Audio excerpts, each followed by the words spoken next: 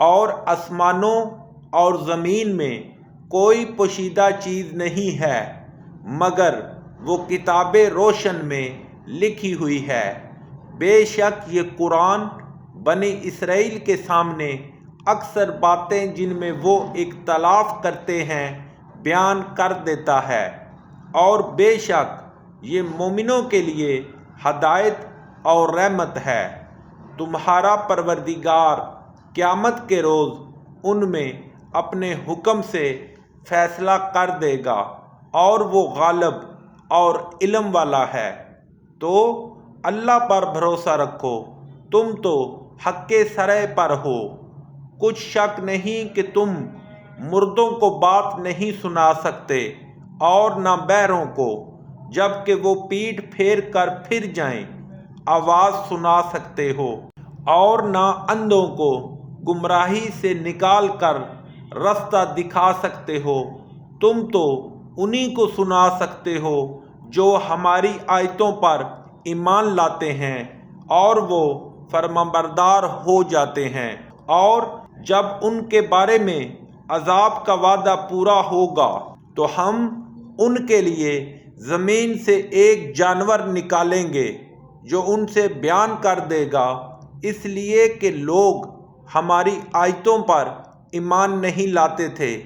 اور جس روز ہم ہر امت میں سے اس گروہ کو جمع کریں گے جو ہماری آیتوں کی تکذیب کرتے تھے، تو ان کی جماعت بندی کی جائے گی، یہاں تک کہ جب سب آ جائیں گے تو اللہ فرمائے گا کہ کیا تم نے میری آیتوں کو جھٹلایا تھا، اور تم نے اپنے علم سے ان پر احاطہ تو کیا ہی نہ تھا، بھلا تم کیا کرتے تھے؟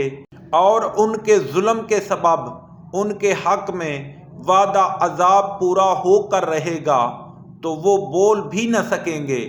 کیا انہوں نے نہیں دیکھا کہ ہم نے رات کو اس لیے بنایا ہے کہ اس میں آرام کریں، اور دن کو روشن بنایا ہے کہ اس میں کام کریں؟ بے شک اس میں مومن لوگوں کے لیے نشانیاں ہیں۔ اور جس روز سور پھونکا جائے گا تو جو لوگ آسمانوں میں اور جو زمین میں ہیں سب گھبرا اٹھیں گے مگر وہ جسے اللہ چاہے، اور سب اس کے پاس عاجز ہو کر چلے آئیں گے۔ اور تم پہاڑوں کو دیکھتے ہو تو خیال کرتے ہو کہ اپنی جگہ پر کھڑے ہیں، مگر وہ اس روز اس طرح اڑتے پھریں گے جیسے بادل۔ یہ اللہ کی کاریگری ہے جس نے ہر چیز کو مضبوط بنایا، بے شک وہ تمہارے سب اعمال سے باخبر ہے۔ جو شخص نیکی لے کر آئے گا اس کے لیے اس سے بہتر بدلہ تیار ہے، اور ایسے لوگ اس روز گھبراہٹ سے بے خوف ہوں گے۔ اور جو برائی لے کر آئے گا تو ایسے لوگ اوندھے منہ دوزخ میں ڈال دیے جائیں گے۔ تم کو تو انہی اعمال کا بدلہ ملے گا جو تم کرتے رہے ہو۔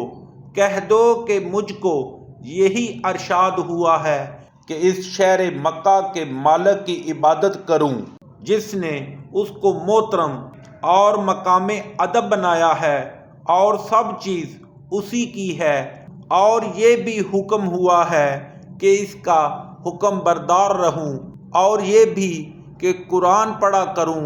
تو جو شخص راہ راست اختیار کرتا ہے تو اپنے ہی فائدے کے لیے اختیار کرتا ہے، اور جو گمراہ رہتا ہے تو کہہ دو کہ میں تو صرف نصیحت کرنے والا ہوں، اور کہو کہ اللہ کا شکر ہے وہ تم کو عنقریب اپنی نشانیاں دکھائے گا تو تم ان کو پہچان لو گے، اور جو کام تم کرتے ہو تمہارا پروردگار ان سے بے خبر نہیں ہے۔